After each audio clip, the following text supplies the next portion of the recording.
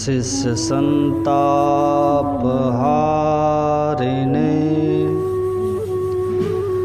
सच्चिदानंद रूपाय रामाय गुरुवे नमः। धन्य धन्य सद्गुरु सुखद महिमा कही न जाए। जो कुछ कहूँ तुम्हारी कृपा मोते कछु न बसाए।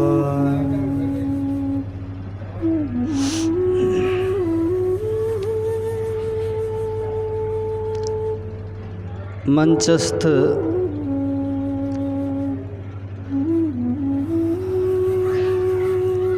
सम्माननीय साधु समाज, साधक वृंद और इस स्थल पर उपस्थित समस्त सत्संग प्रेमी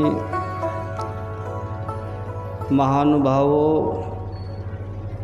परम आदरणीय सज्जन वृंद, धर्मशिला पूजनीया माताओं एवं धर्मशिला बहनों, सबों के पाद पद्मों में मेरा नमन।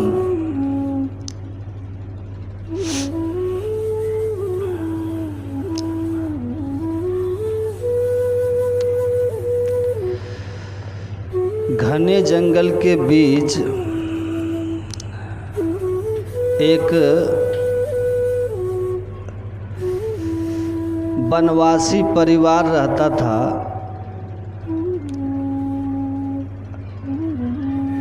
और उसको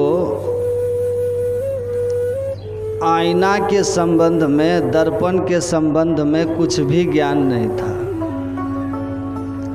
इसलिए वे अपने चेहरे से भी परिचित नहीं थे।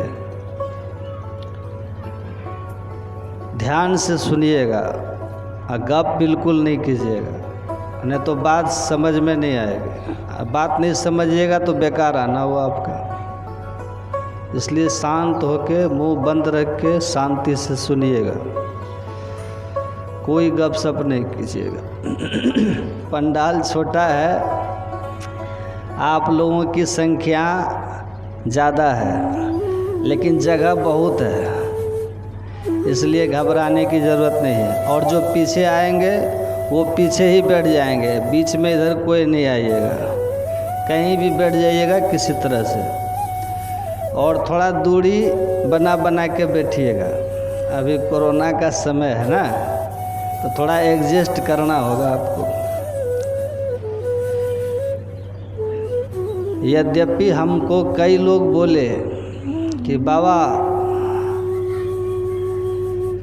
कोरोना का समय है, सत्संग प्रचार कम कर दीजिए, तो हम बहुत कम कर दिए हैं। बहुत लोग जिद करते हैं तो फिर मैं आ जाता हूँ। तो आप लोग आए हैं सत्संग में, तो आप लोग शांति पूर्वक सुनिएगा। जैसे हो जगह बैठ जाइए, दूरी बना बना करके। बहुत जगह है, देखिए उधर भी जगह है, घबराने की ज़रूरत नहीं है। तो मैं कह रहा था कि वो वनवासी परिवार को कभी आईने का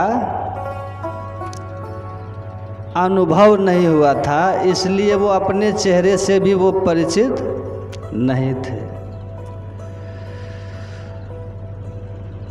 एक बार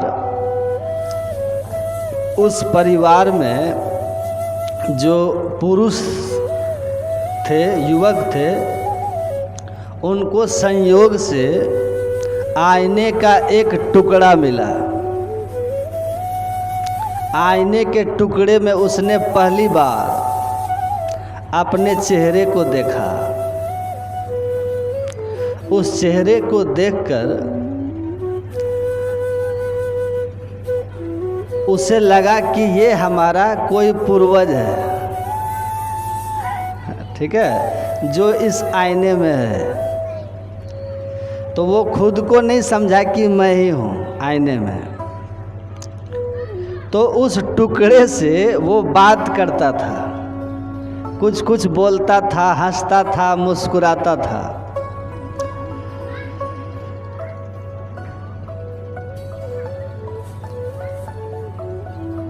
उसको छिपा के रखता था आईने को, आईने के टुकड़े को। एक दिन उसकी धर्म पत्नी देखी कि ये किसी से बात कर रहा है, हंस रहा है, मुस्कुरा रहा है, और जब वो बातें करे, हंसे, मुस्कुराए, तो पत्नी को अपनी पति के चाल चलन पर संदेह हुआ। तो पत्नी अपने सास से शिकायत की कि आपका बेटा बिगड़ गया है, इसका किसी न किसी पर नारी से कोई न कोई चक्कर है। वो बूढ़ी डांटती समझाती कि मेरा बेटा भला है, ऐसा नहीं है। एक दिन संयोग से वह जब बक्से में रख करके गया तो चाबी छूट गया, चाबी घर में रह गई। तो वो उसकी जो पत्नी थी उसने चाबी को निकाला, सुनिए, और चाबी निकाल करके ताला खोलकर बक्से से आईने का उस टुकड़े को वो निकाली जिससे वो बातें करता था उसके पति। और जब उस आईने के टुकड़े में उसने अपना चेहरा देखा तो उसको यकीन हो गया कि मेरा पति जिस स्त्री से बात करता है वो यही है, कन्फर्म। क्योंकि स्त्री का चेहरा था, युवती थी। वो तुरंत अपने सास को कहती है कि बुढ़ी, इतना दिन से इसके बेटे की शिकायत कर रहे थे तो अपने बेटे का चरित्र प्रमाण पत्र देती थी हमको कि हम बचपन से जानते हैं मेरा बेटा बड़ा भला है। आज तो रंगे हाथ पकड़ लिए कि किस स्त्री के साथ इसका संबंध है। देखो, इसमें वो औरत है जिससे तुम्हारा बेटा दिन रात एकांत में बात करता है, हंसता मुस्कुराता है। बूढ़ी बोली दिखाओ कहाँ है। बूढ़ी को दिया, बूढ़ी ने आईने को देखा और कहती है धत, मेरा बेटा ऐसा गया गुजरा नहीं है कि इतनी बुढ़िया के साथ उसका संबंध हो जाए। ऐसी गई गुजरी बूढ़ी ही मरने वाली है।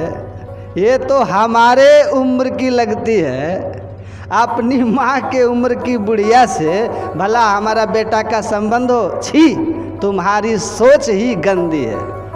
वो बोलती है दिमाग खराब है। अरे ये बिल्कुल नौजवान है। बुढ़िया कहती है अरे हम भी देख रहे हैं, मेरी आँख नहीं फूटी, एकदम से बूढ़ी है। आ दोनों लड़ गई कि बूढ़ी है जवान है। तो आईना में अपने अपने चेहरे को देख करके अपने अपने सब विचार रख रहे थे, है ना, जिसमें वो स्वयं को ही देख रहे थे। यह जो संसार है जिसमें हम लोग हैं, ये माया रूपी ऐसा दर्पण है। संत कबीर साहब कहते हैं दर्पण में प्रतिबिंब जो भासे, आप चाहूं दिसी सोई। दर्पण में हम अपना ही चेहरा देखते हैं, लेकिन हम अपने आप से परिचित नहीं हैं।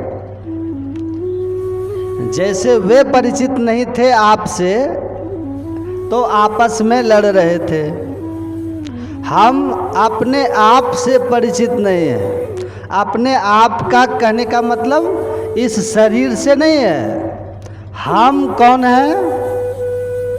हम शरीर नहीं है। अभी आप सुन रहे थे, हम इस शरीर में रहने वाले हैं। कल के सत्संग में आपने सुना था कि हम ईश्वर अंश जीव अविनाशी, चेतन अमल सहज सुख राशि, आसो माया बस भयो गोसाई, बंध्यो कीर मरकट की नाई। हमारा हम जो हैं इस शरीर में रहने वाला चेतन आत्मा ईश्वर का अंश, स्वरूपतः अविनाशी है। हमारी मृत्यु नहीं होती, हम मरते नहीं हैं। बंदा वीर बैरागी को जब औरंगजेब का पुत्र फर्रुखसियर गिरफ्तार कर लिया, लोहे के चिमटे को,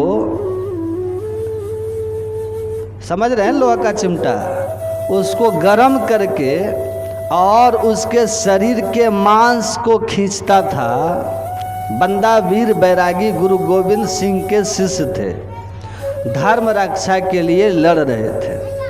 बंदा वीर बैरागी का मांस खींचा जा रहा था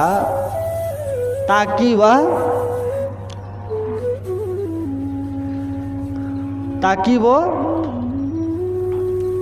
अपना विचार बदले। जब उनका मांस खींच रहा था तो बंदा वीर बैरागी क्या करते थे? मुस्कुराते थे। वो मुस्कुराते थे तो फर्रुखसियर ने कहा कि हम तुम्हारा मांस खींच रहे हैं तप्त लाल चिमटे से और तू मुस्कुरा रहे हो। हम तुम्हारा मांस खींच रहे हैं, तुमको कष्ट नहीं हो रहा? तो बंदा वीर बैरागी कहते हैं, सुनो, तुम मेरा मांस नहीं, मेरे शरीर का मांस खींच रहे हो। मेरे शरीर का मांस खींच रहे हो, मेरा नहीं। मैं कौन हूँ वो मुझे ज्ञात है। मेरे देश में भगवान कृष्ण हुए, उनका उपदेश गीता में है, जिसमें वो कहते हैं कि तुम शरीर नहीं हो, शरीर में रहने वाला ममे वांग से जीव लोके जीव भूतः सनातन। मेरा सनातन अंश जब शरीर और संसार में होता है तो मेरा सनातन अंश शरीर में जीव कहलाता है। क्या कहलाता है? जीव। इस शरीर में रहने वाला जो ज्ञानमय पदार्थ है वो जीव है, वो ईश्वर का अंश है। उसके निकल जाने के बाद आँख कान सब वही होता है, लेकिन आप न देखते हैं, न सुनते हैं, न बोलते हैं, न हिलते हैं, न डुलते हैं। अभी एक छोटा सा कांटा अगर चुभ जाए या शरीर पर एक चींटी भी अगर चढ़ जाए तो उसके भी चढ़ जाने का हमें अनुभव होता है। लेकिन उस ज्ञानमय तत्व का इस शरीर से निकल जाने के बाद उस चेतन सत्ता शक्ति ईश्वर अंश जीव अविनाशी जब इस शरीर का त्याग कर देता है तो यही शरीर है। आँख नाक मुंह हाथ पैर सब वही है। इसको जला दिया जाता है लेकिन उफ तक नहीं करता, क्योंकि इस शरीर में सुख दुख को अनुभव करने वाला शरीर से निकल जाता है।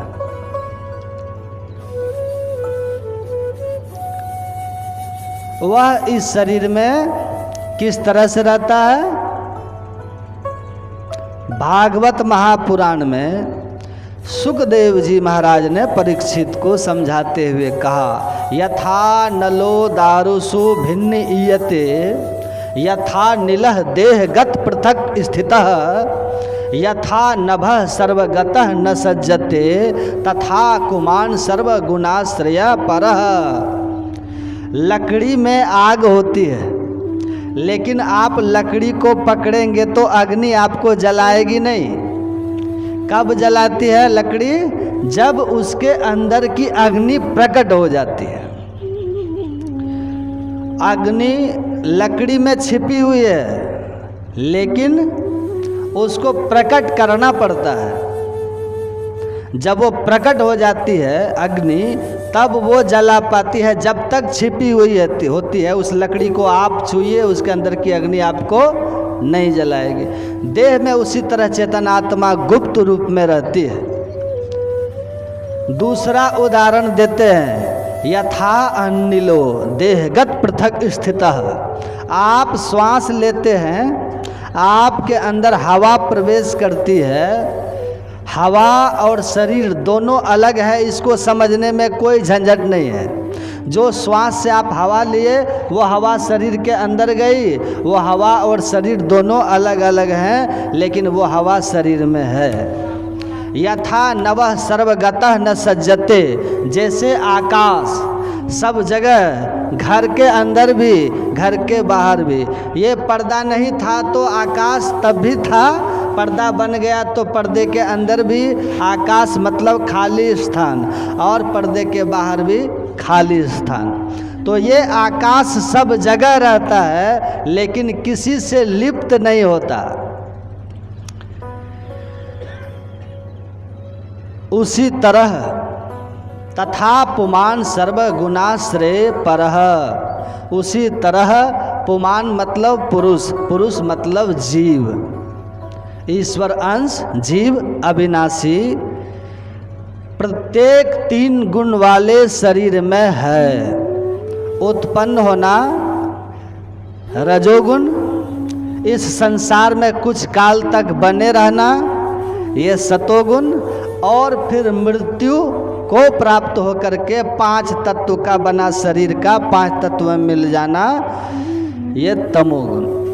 3 गुण के आश्रय वाले इस शरीर में वह ज्ञानमय सत्ता चेतन आत्मा रहते हुए भी इस शरीर से पृथक होता है, और उसी के रहने से इस शरीर में ज्ञान है, चेतना है, बोलता है, सुनता है, चलता फिरता सब कर्म करता है।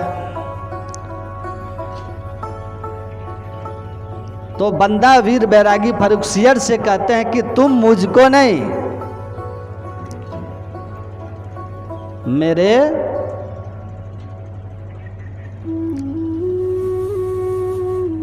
शरीर को खींच रहे हो, नोच रहे हो।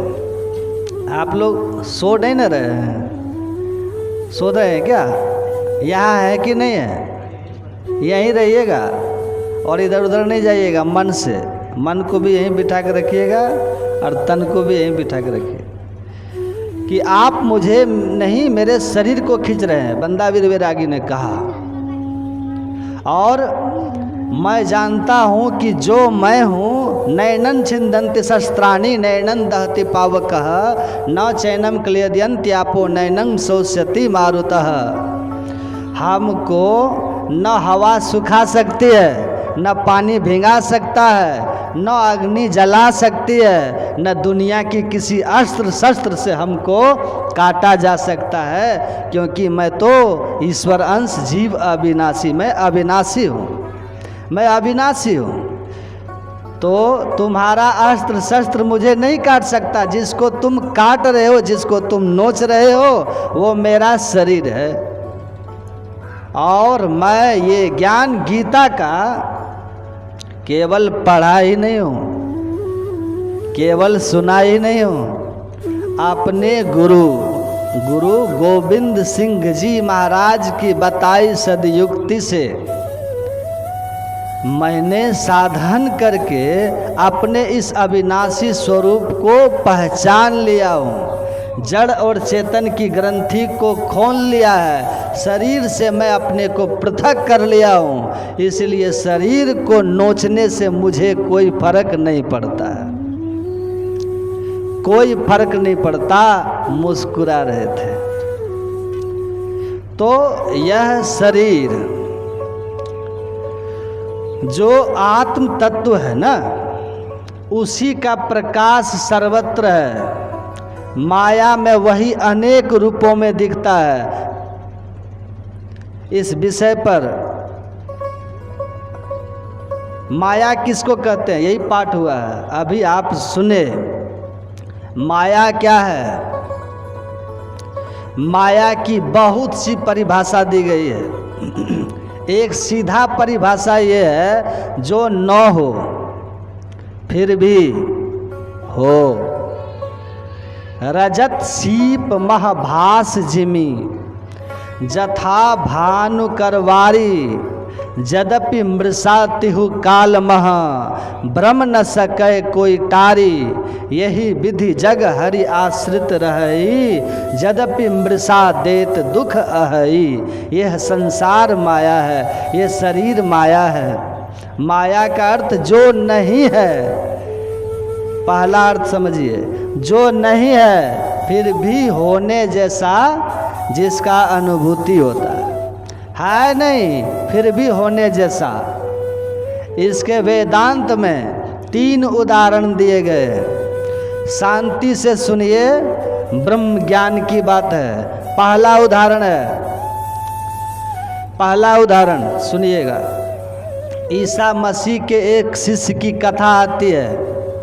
वो एक राजकुमार होते हैं जो कि राज परिवार से भगवान बुद्ध की तरह गृह त्याग करते हैं। ज्ञान होता है उनको, तो अपने समाज की ओर वो लौटते हैं ज्ञान का प्रचार करने के लिए। तो जब समाज में आते हैं ना, तो उनके कई मित्र हैं जो उनसे कहते हैं कि गृह त्याग करके आप वन गए, तो वन में आपने क्या क्या पाया? आपने क्या पाया? ईश्वर को। तो वो शिष्य कहता है कि मैंने पाया कुछ नहीं, केवल खोया है। पाने जैसी कोई बात ही नहीं थी, खोने वाली बात है। तो उनके मित्रों ने कहा, ओह, हमें लगा तुम बन गए तो तुमको ईश्वर मिल गए, गॉड मिल गए, तो तुम बड़े प्रसन्न हो। तो इसका मतलब कि बन जाना तुम्हारी भूल थी। राजपाट परिवार खोने का तुम्हें गम है कि राजपाट खो दिए? कहा, मैंने ऐसा तो नहीं कहा कि मैंने राजपाट खोया है, परिवार खोया है। तो कहा, तब क्या खोया? राजपाट परिवार नहीं खोया, तो बन जाकर के पाया कुछ नहीं, खोया केवल। तो क्या खोया तुमने? तो वो कहता है, I have lost dream, duality and ignorance. माया का 4 रूप से वर्णन किया जाता है। ये चारों यही है। पहला, माया किसको कहते हैं? जो नहीं है। निरुपम नित्य निरंसकत खंडे मई चिति सर्व विकल्पनादि शून्य, घटियति जगदीश जीव भेदम तो घटित घटना पटी यसी माया। जगत गुरु शंकराचार्य जी महाराज कहते हैं कि जो न होते हुए भी होने जैसा आपके जीवन में प्रभाव डाल देता हो, जो घटना न घटी हो फिर भी उस घटना के घट जाने जैसा आपके जीवन में सुख दुख का अनुभव हो गया हो, उसको माया कहते हैं। अब पहली बात क्या है? ड्रीम, स्वप्न। आप स्वप्न देख रहे होते हैं, तो जो कुछ भी स्वप्न में देखते हैं अच्छा और बुरा, उसका प्रभाव आप पर पड़ रहा होता है कि नहीं? अच्छे स्वप्न आपको सुख दे रहे होते हैं, अब बुरे स्वप्न आपको दुख दे रहे होते हैं। स्वप्न देखने वाला भी आप ही होते हैं। जैसे जागृत में आप खुशखबरी से सुखी और बुरी खबर से दुखी हो जाते हो, मन से आप सुख और मान से सुख और अपमान से दुख अनुभव करते हैं, वैसे स्वप्न देखने वाला भी आप ही होते हैं। और स्वप्न में मान सम्मान से सुख और अपमान से दुख का अनुभव करने वाले भी आप होते हैं। लेकिन स्वप्न में जो कुछ भी होता है उसका संबंध आप वह वास्तव में सत्य नहीं होता है। जगने से पहले और जागने के बाद उसकी स्थिति नहीं रहती जो स्वप्न है। लेकिन जब तक आप स्वप्नावस्था में रहते हैं तब तक वो आपको बिल्कुल सत प्रतीत होता है और आपको सुख और दुख का अनुभव भी कराता है। और कभी कभी तो आप इतने डरते हैं कि चिल्ला भी देते हैं, वास्तविक लगता है। एक राजा स्वप्न देख रहे थे, एक राजा स्वप्न देख रहे थे कि वो पलंग पर पड़े हुए हैं। नवयुवक राजा थे, विवाह के 2 वर्ष हुए थे, अभी तक कोई संतान उनको नहीं थी, रानी गर्भवती थी और वो सोए हुए थे राजा पलंग पर। और स्वप्न में देख रहे थे कि मैं 5 पुत्रों का पिता हूँ और 5 के साथ खेल रहा हूँ। 5 मेरे चारों तरफ हैं, कोई पीठ पर चढ़ रहा है, कोई इधर कूद रहा है और सबके साथ वो खेल रहे हैं स्वप्न में। और 5 पुत्रों के साथ आनंद उत्सव मना रहे हैं राजा। पहले होता था, लोग कहते थे कि धन और संतान से किसी का पेट नहीं भरता, लेकिन अब लोगों का पेट तो संतान से भर गया है। नहीं भर गया ना, हम 2 हमारे 2, और कहीं कहीं तो पहला संतान पुत्र हुआ तो हम 2 हमारे 1, हमारे 1। याद रखिएगा, ये हम 2 हमारे 2, हम 2 हमारे 1 या केवल हम ही 2, आप कुछ भी हो जाइए, लेकिन याद रखिएगा कि माया के अंदर जब भी रहिएगा तब तक खटपट चलता रहेगा, खटपट चलता ही रहेगा। इस बात को जान लीजिए, ये खटपट खत्म नहीं होगा, 2 में भी खटपट रहेगा। लेकिन जिनके अंदर जितना ही माया की कामना, माया मतलब संसार सुख, धन वैभव पद प्रतिष्ठा अहंकार की तृप्ति, ये जितना प्रबल रहेगा आप में, हम 2 में भी भिड़ान रहेगा, है कि नहीं। सुखी होना अगर है तो आपको एक को पकड़ना होगा, मायापति को पकड़ना होगा। जो माया सब जगह ही नचावा, जासी चरित्र लखी काहू न पावा, सो प्रभु भ्रूर विलास खगराया, खगराजा नाच नटी इव सहित समाजा। काग भुसुंडी जी महाराज कहते जो माया संपूर्ण संसार को नचा रही है। किसको किसको नचा रही है? कहते हैं सबको। कल आप सुन रहे थे, जग पेखन तुम देखन हारे, विधि हरि शंभु नचावन हारे, सोई न जाने ही मरम तुम्हारे, ब्रह्मा विष्णु महेश को भी नचाती है ये माया, तो और किसको नहीं नचाएगी। पुराणों को पढ़िएगा ना तो देखिएगा किस तरह ब्रह्मा नाचे हैं माया में, किस तरह माया ने भगवान शंकर को नचा दिया और किस तरह भगवान विष्णु को नचा दिया। सबकी कथाएं हैं, कहना उचित नहीं लगता मुझे क्योंकि लोगों की वहाँ श्रद्धाएं हैं। लेकिन ये है कि माया की प्रबल सेना व्यापी रहो संसार में, माया कटक प्रचंड, सेनापति कामादि भट्ट, दंभ कपट पाखंड, ये काम क्रोध लोभ मोह मद मात्सर्य किसको नहीं नचाया है। जब तक मायापति परम पिता परमात्मा से आपका साक्षात्कार नहीं हो जाएगा तब तक ये माया आपको नाना नाच नचावे। माया ये नाना नाच नचाएगी आपको। त्रिगुण फांस लिए कर डोले, बोले मधुरी बानी, माया महाठगनी हम जानी। घर को तज के मठिया छाए, नारी तजी को चेरी, बेटा तज के चेला किन्हा, तहुमति माया घेरी। ये माया बहुत प्रबला है। तो मैं कह रहा था कि राजा स्वप्न देख रहे हैं। माया किसको कहते हैं? का पहली बात है स्वप्न। स्वप्न से उदाहरण दिया कि स्वप्न देख रहे थे राजा कि 5 पुत्रों के साथ मैं खेल रहा हूँ, मैं हंस रहा हूँ, मैं आनंद ले रहा हूँ मैं। तभी दासी आती है उछलती कूदती और राजा को हिला करके कहती है, उठिए राजन उठिए, उठिए उठिए, खुशखबरी है, आपकी रानी ने आपके पुत्र को जन्म दिया है, आप आज से पिता हो गए हैं, आपको पुत्र हुआ है, इस वंश को पुत्राधिकारी मिल गया है, इस उत्तराधिकारी मिल गया, इसलिए दान दक्षिणा दीजिए। खुशखबरी का राजा दासी का एकाग्र होकर के मुंह देख रहे हैं राजा रानी को।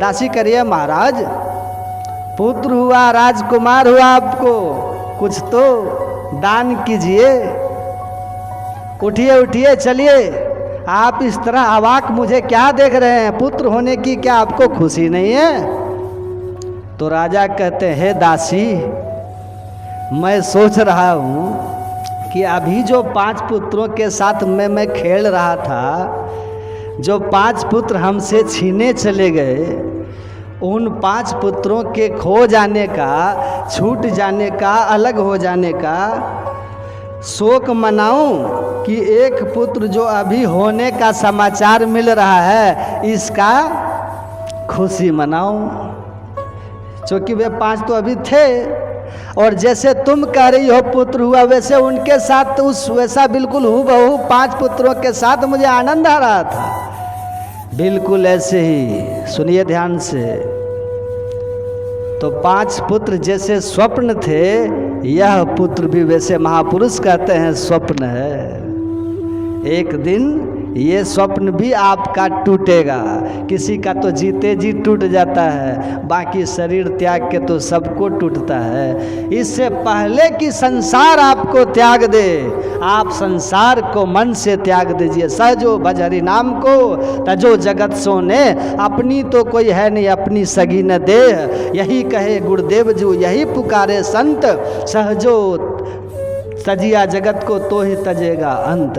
गुरु महाराज कहते हैं, ना भाई वो जग काहू को कितनों को वो अपनों कियो।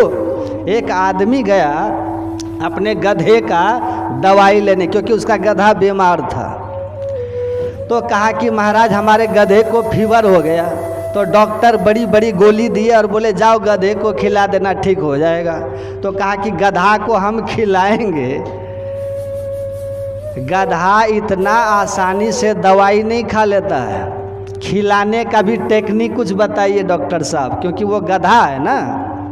तो कहा कि ठीक है, ऐसा करना, दवाई को बुक लेना, एक पाइप लेना, पाइप में दवाई को रख देना और पाइप का मुंह गधा के मुंह में डाल देना, और एक पाइप का मुंह अपनी तरफ रख के जोर से फूंक मार देना, वो गधा के मुंह में सारी दवाई अपने आप घुस जाएगी, चला जाएगा पेट में, घोंट जाएगा। कहा कि हाँ ये आपका तरीका सही है।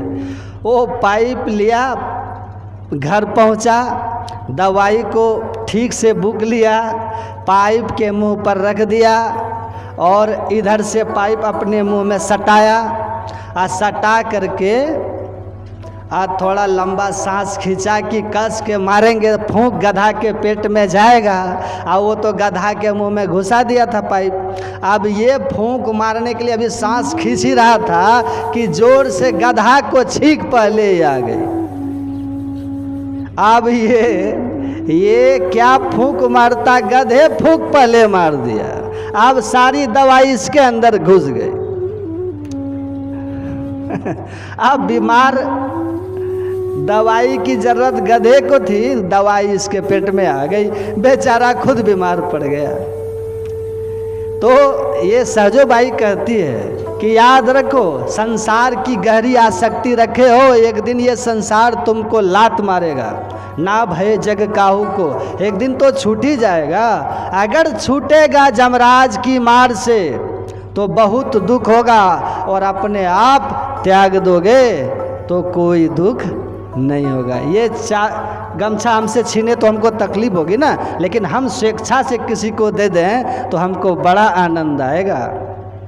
उसी तरह संसार की ये समस्त संसार जो सदा साथ रहने वाला नहीं है, छूटने वाला है, सब माया है। गो गोचर जहाँ लग मन जाई सो सब माया जानो भाई। मन सहित हमारी समस्त इंद्रियां, आँख से ती जो देखिए सो तो आलम फना है रे। आँख से जो देखते हैं ये नाशवान जगत है, सब नाश होने वाला है। कानों से जो सुनिए सो तो जैसे कहानी है रे। इस बोलते को जो उलटी देखे सोई आरिफ सोई ज्ञानी है रे। यारी कहे हम बूझी देखा बाकी सब नादानी है रे। ये बोलने वाला ब्रह्म है राम प्यारा, केवल यही चेतन आत्मा ईश्वर अंश सत्य है। ईश्वर सत्य है, उसके बाद ये संपूर्ण जगत जो कुछ देखने सुनने में आता है, छूने में आता है, मन जिन जिन चीज़ों की कल्पनाएं करता है, सब माया है। भगवान राम ने कहा। तो पहली बात है स्वप्न। स्वप्न में आप जो देखते हैं ना, जागने पर वो मिथ्या हो जाता है। वैसे ही जो चीज़ आप संसार का इंद्रियों के द्वारा अनुभव करते हैं, ये सब के सब स्वप्न की तरह है, माया स्वप्न की तरह है।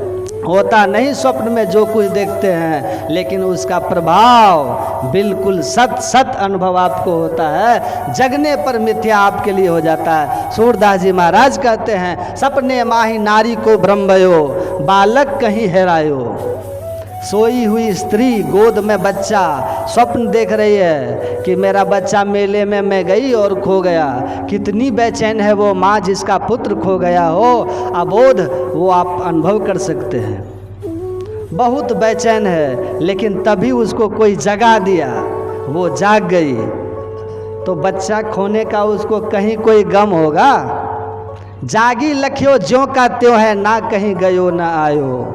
जागती है तो देखती है बच्चा तो हमारी गोद में है, कहीं आया गया ही नहीं। सूरदास जब यह मति आई, मन ही मन मुस्कायो, कहीं न जाइया सुखी महिमा जो गूंगे गढ़ खायो। दूसरी बात वो कहते हैं, माया क्या है? स्वप्न की तरह है, न होते हुए भी होने जैसा है। ये संसार वास्तव में नहीं है, लेकिन हम मोह निशा सब सोवनिहारा, देखिए सपन अनेक प्रकारा। हम मोह की रात्रि में है, अज्ञानता में पड़े हुए हैं, इसलिए ये संसार हमको सत प्रतीत होता है, जो वास्तव में नहीं है। दूसरी उदाहरण उन्होंने दिया, आप अंधकार में रस्सी को देखते हैं ना, देखे है ना, अंधेरे में रस्सी को देख करके सांप के होने का भ्रम होता है कि नहीं? और डर जाते हैं कि नहीं? सांप है, डर जाते हैं। एक गुरुजी का एक शिष्य था, गुरुजी को आकर कहा, गुरुजी ने कहा जाओ ये पुस्तक हमारे कमरे में रख दो। वो गया कमरे में रखने, तो भागा लौट करके वहाँ से तेजी से, अंधेरा था ना, थर थर कांप रहा है शिष्य। गुरुजी ने कहा क्या हुआ? कहा कि जान बच गई गुरुदेव, बहुत बड़ा सांप आपके गेट पर ही है, जान बच गई। गुरुजी ने कहा कि अच्छा जाओ सांप को भगा दो। कहा कि सांप भगाने का मंत्र बता दीजिए।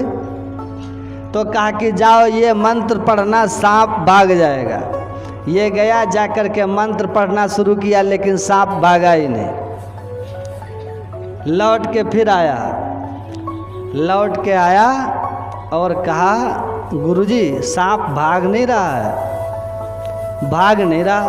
कहा अच्छा डंडा से हिलाओ, भागेगा। डंडा लेके गया, उसको दूर से हिला डुला करे, हिल डुल के रह जाए, लेकिन भागे नहीं। कहा लगता है मेढक खा लिया है, भाग भी नहीं रहा है, भाग भी नहीं रहा डंडे से। कहा मारना मत, हिलाए डुलाए भागे नहीं। कहा कि डंडा से हिलाने डुलाने पर भी नहीं भागता, मंत्र से भी नहीं भागता। गुरुजी ने कहा कि लो एक टॉर्च, देख के आओ कौन सा सांप है, उस सांप के हिसाब से हम मंत्र बताएंगे, तब वो भागेगा।